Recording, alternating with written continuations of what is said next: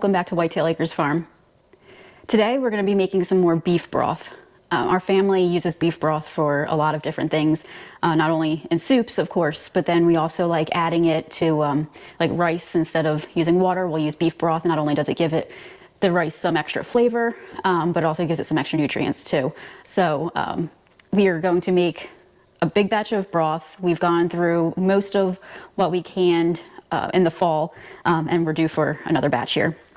So we're going to go get started with getting everything in here. We're going to get all the ingredients together, let this sit and cook for 24 hours, at least 24 hours. If you can do it a little bit longer, it's even better. The longer you get to cook it down, the better and healthier it's going to be, because it allows all of that marrow and goodness from the bones and the beef to separate and get into the broth. So that's what we're going to do.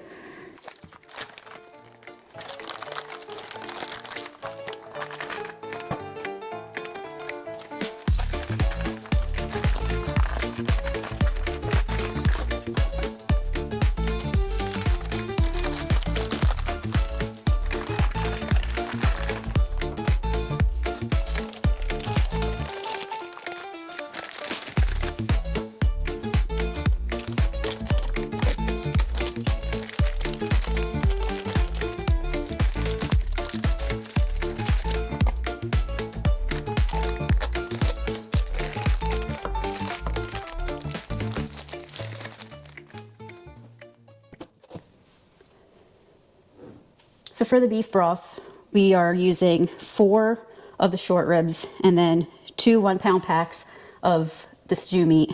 Could probably fit a little bit more of the meat in here, but we'll see how it looks once we get the vegetables in there too. I think this will be plenty fine. The short ribs here are pretty meaty, and I know the stew meat will add some good flavor.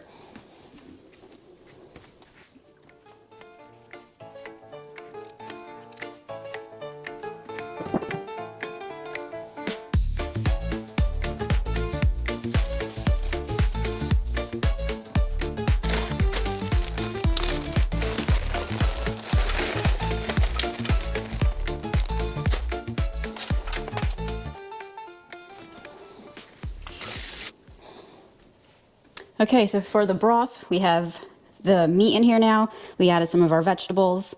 I'll probably go back and add a few more onions. That doesn't look like there's enough in here. So usually I do 2 onions, but I think we're gonna add a little bit more this time. Now we just have to fill it with water. We'll get it so everything is covered, and then we'll just put the lid in and we'll just let it do its thing, cooking away for the next 24 hours.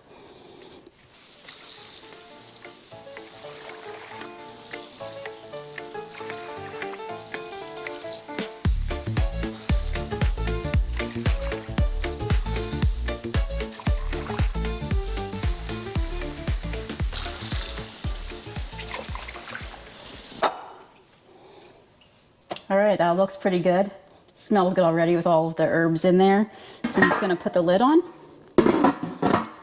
We'll get this thing set. And that's it. And now I'm just gonna do the same thing for this other pot, get this one going. And then we'll come back again tomorrow. We'll see how this looks and we'll get ready to can it.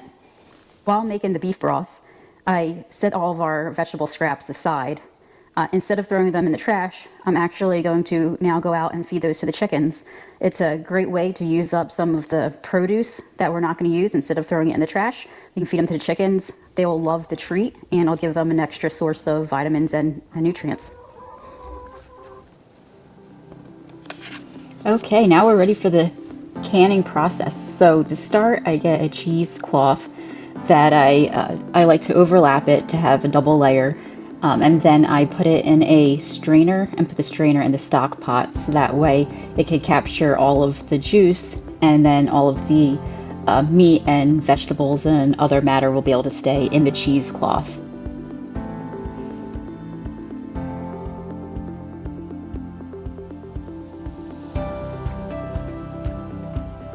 Now I like to get every little last drop that I possibly can, so I'll at the end tie up the cheesecloth, and then I'll get the ladle and gently press the ladle down on the cheesecloth to try to get all those last little bits of broth out.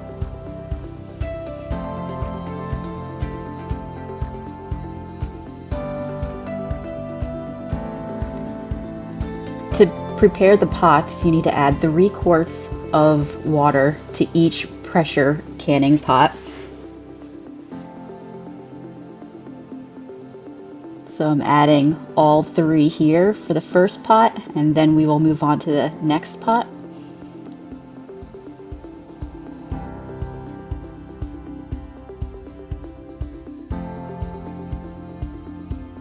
I like to add a splash of white vinegar to each pot as well. If you have hard water or anything, it's especially helpful because the vinegar will help keep the jars nice and clean throughout the pressure canning process. Next, I carefully fill each jar. You have to make sure you use the hot broth. You want to make sure you hot pack it. It's part of the recipe, and it helps just ensure that you're maintaining a nice, hot, steady temperature.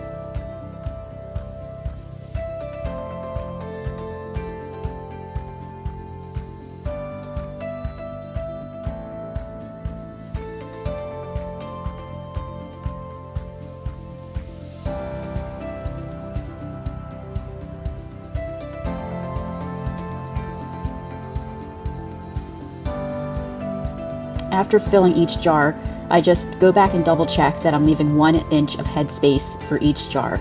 And there is a tool for that I'm using here, just to make sure we're at the right measurements for each jar. I like to always clean off the lids of the jars, the tops of the jars, with just a paper towel or a cloth and some white vinegar. I try to take my time doing that. I want to make sure there's no residue on there, so that way each jar gets a nice proper seal.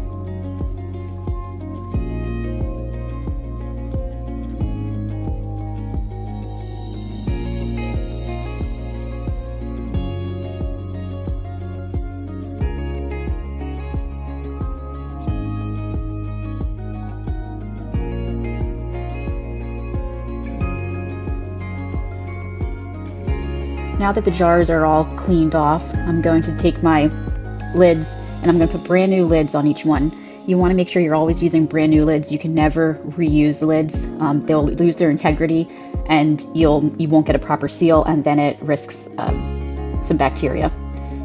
Lastly, we're going to add the rings on, just making sure that they're finger tight.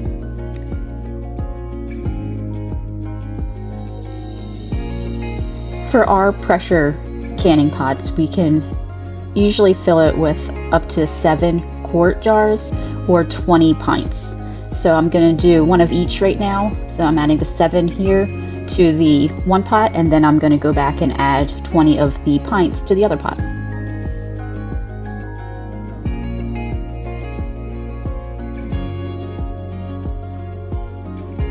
Before I start putting the pints in the other canning pot, I am going to get the quart pot going. So you have to let the steam vent for 10 minutes straight, and then you can add the weighted gauge, and that really starts the process going.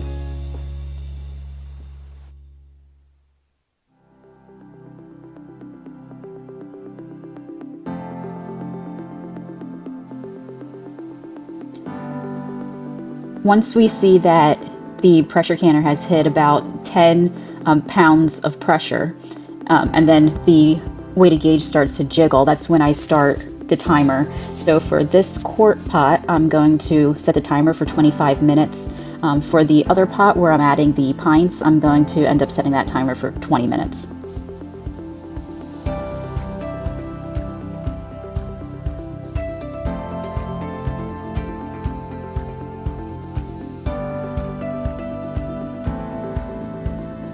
It's pretty nice being able to fill so many jars of pint jars in these pots. Being able to do 20 at a time is pretty fantastic. We do have the special plate that we put in there to separate the 2 layers. So we'll have 10 at the bottom and then 10 on the top. And this just helps protect all of the jars.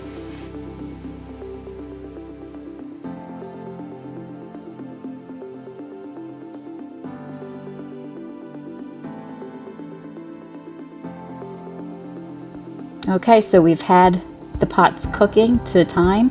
We waited until the pressure dropped to signify that there's no more pressure in the canners and they're safe to open. So I carefully opened them, and now it's time to take them out. I always put a clean dishcloth down on the counter just for protection of the counter, and then carefully add the hot jars on there. And you can hear all of that crackling and popping. It's just a beautiful sound when you're canning and you know that everything is working the way it should. The jars hit the pressure that they're supposed to and the temperature that they're supposed to, and they're sealing just right. It is just a beautiful sound. So we're just gonna let these jars sit overnight and cool down, and then we'll clean them up and we'll put them in the pantry in the morning.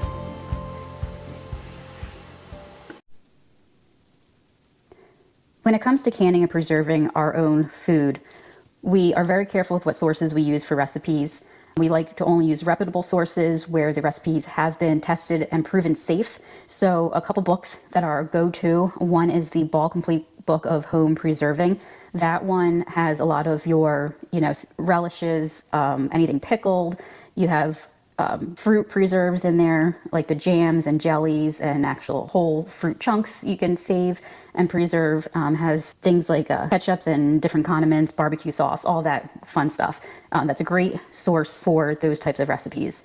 Then the Complete Guide to Pressure Canning. That book is pretty amazing too. It has all of your meals basically in there. So if you want to make and can any soups or chilies or stews, any complete meals, basically you can just pop open the can and warm it up and you have a meal ready to go.